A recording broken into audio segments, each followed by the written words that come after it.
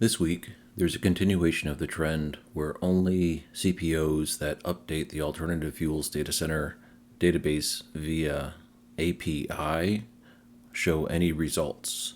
All the CPOs that provide updates via CSV or comma separated variable files that are manually uploaded, I think through an operator at the alternative fuels data center database, are not present. This includes Tesla, and I'm suspecting perhaps IONNA can't get their name added to the list because there's no one there, and that would be a manual process as well.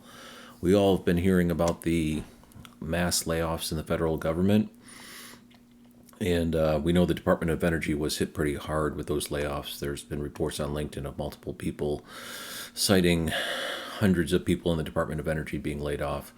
And I suspect this might have been partially complicit in that process. It's being called being doged. If that's the case, this is no longer a viable method of tracking DC fast charger implementation across the United States because it's only a portion of the data, and it just doesn't make sense to continue.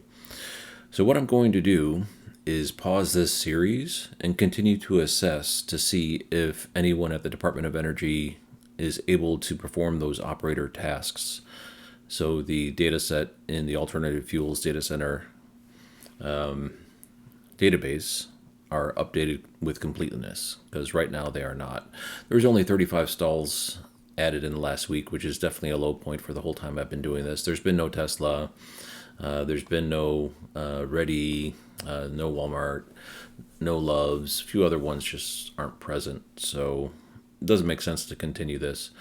We'll have to track DC fast charger implementation using other means, and the methods that I've been using for the 4 CPOs that I personally track, which are IONNA, BP Pulse, Mercedes-Benz, and Pilot Flying J, are ones that I'll continue to use. Those do seem to be pretty effective, and this was kind of an augment to those efforts in order to have a wider breadth of perspective into DC fast charger implementations across the United States.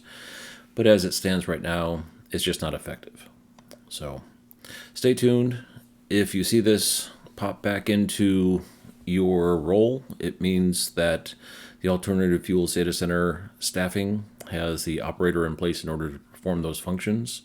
Otherwise, sadly, this series is coming to an end. Thanks for watching.